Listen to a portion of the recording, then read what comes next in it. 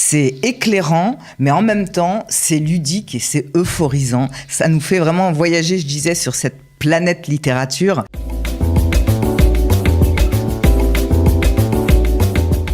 Et voilà, c'est le moment de retrouver notre émission littéraire de la semaine avec Nathalie Hirschsprung pour le Sefer du libraire. Nathalie, bonjour. Bonjour Cathy. Ravie de vous retrouver ce matin, d'autant qu'aujourd'hui on ne va pas parler ni d'un roman, ni d'un récit autobiographique, quoique, mais nous allons parler d'un essai, qui, on va dire, donne ses lettres de noblesse vraiment à la littérature parce que, eh bien, on évoque des tas de choses, des tas de faits réels.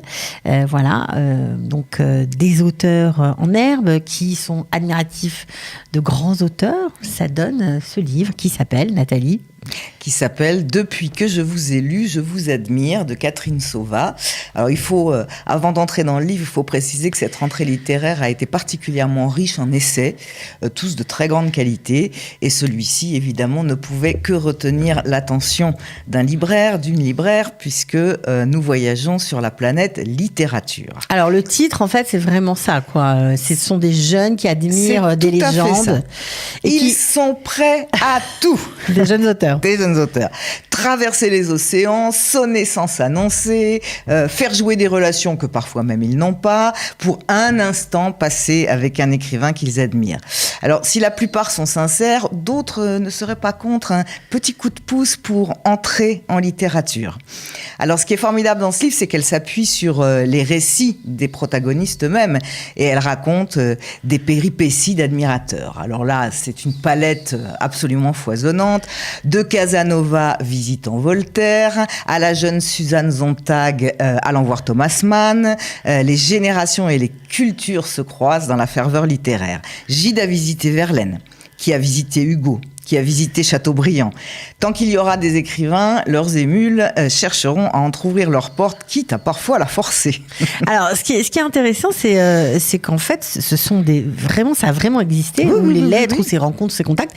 Alors, elle les a chinés dans des livres, dans les livres. Elle a fait une très grosse recherche documentaire parce qu'il y a eu, il y a eu des lettres, il y a des tas de documents authentiques de toutes les époques sur lesquels elle a mis la main pour faire ça. C'est éclairant, mais en même temps, c'est ludique et c'est euphorisant. Ça nous fait vraiment voyager, je disais, sur cette planète littérature.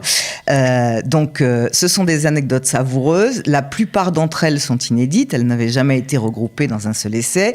Et ça nous fait croiser nos grands écrivains au seuil de leur carrière, qui rêvent de rencontrer leur maître ou leur modèle qu'ils vénèrent. Alors on est complètement pris dans le livre. On suit ces jeunes talents on est tour à tour avec eux, ou heureux, ou déçus, ou désolés,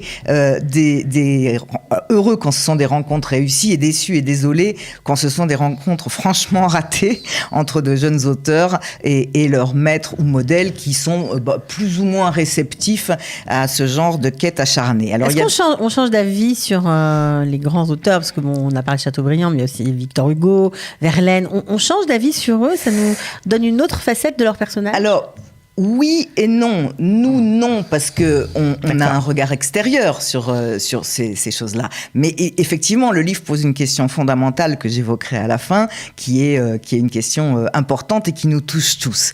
Alors, rencontre plutôt amusante. Le jeune Victor Hugo qui se présente à son idole François-René de Chateaubriand. Un Oscar Wilde, touchant, émouvant, qui abandonne ses simagrées mondaines devant son poète préféré, Walt Whitman, et qui se transforme en petit garçon tremblant et perdu d'admiration. Il y a aussi des déceptions cuisantes et brutales. Par exemple, celle de Raymond Roussel, qui essaye désespérément de rencontrer Pierre Loti, qui, ce dernier, l'ignore totalement, malgré toute la ténacité que ce pauvre Roussel met à vouloir le rencontrer. Une Françoise Sagan, pleine d'admiration pour ses idoles, ses écrivains américains, tels que Tennessee Williams ou Carson McCullers.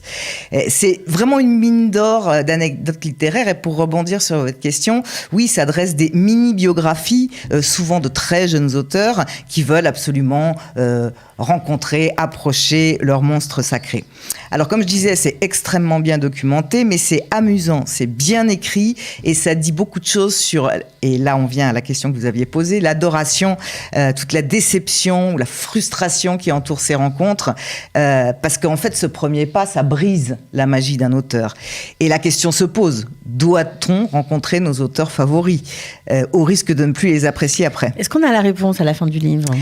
Quand on ferme le livre, est-ce qu'on... Elle est assez personnelle, la réponse. Elle est assez personnelle. C'est un livre qui nous rend plus cultivés. Et ce qui est intéressant dans ce livre, c'est que non seulement il pose des questions, mais il ébauche des réponses.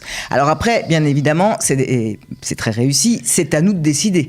C'est à nous de décider. Et ça, c'est un livre qui provoque vraiment conversation entre... je vois avec mon collègue à la librairie, on en a parlé, on a évoqué les monstres de la littérature, mais on a aussi évoqué les musiciens, on a aussi évoqué les cinéastes. C'est vraiment une question très, très, très pertinente. Ça donne envie de débattre sur le sujet. Ah oui, quoi. Quand on admire quelqu'un, un artiste, quel qu'il soit, auteur ou autre, ben, on a envie soit de le rencontrer, soit on se dit, non, peut-être qu'il vaut mieux pas, gardons nos illusions, quoi. C'est vraiment, ça fait beaucoup réfléchir et c'est très intéressant. Voilà, on va avoir un petit extrait.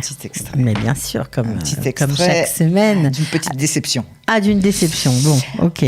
Ô sublime et doux roublard, Paul Verlaine, 1844-1896, à Victor Hugo, 1802-1885. Peut-on bien se représenter l'extraordinaire renommée de Victor Hugo et l'attrait inouï qu'il a exercé sur ses contemporains ? Le monstre sacré, académicien et père de France, dont l'œuvre monumentale entasse les superlatifs d'admiration avec une force qui n'a jamais failli, a en effet placé la poésie au service des hommes. Sa célébrité est telle qu'il ne peut répondre à la multitude de ses solliciteurs, laborieux, plumitifs ou apprentis poètes. En 1840, alors qu'il est au faîte de sa gloire, il reçoit la lettre d'un jeune homme de 19 ans. Je vous aime comme j'aime vos livres. Je suis peut-être bien hardi de vous envoyer bon gré mal gré ces éloges par la poste. Mais je voudrais vous dire vivement, simplement, combien je vous aime et je vous admire et je tremble d'être ridicule. Le signataire, un certain Charles Baudelaire, lui signifie que sa démarche ressemble sans doute à celle qu'il aurait pu faire lui-même lorsqu'il était un auteur débutant, s'adressant à un aîné tel Chateaubriand dont son âme était tant éprise. Sans le savoir, il a visé juste.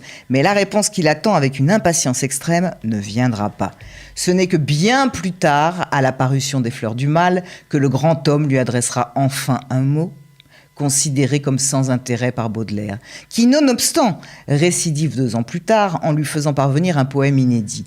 La missive en retour de Hugo, qu'il qualifie de stupide, l'exaspère tout autant.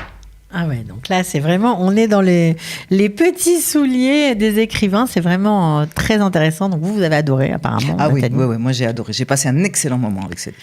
Voilà, puis on apprend plein de choses, apparemment. On apprend plein de choses. Et encore une fois, c'est un essai, c'est pas du tout rébarbatif. Ça se lit presque comme un roman.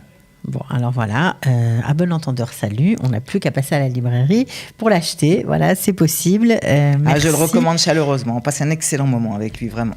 Eh bien, génial. On se retrouve la semaine prochaine, Nathalie ? Avec plaisir. Ok.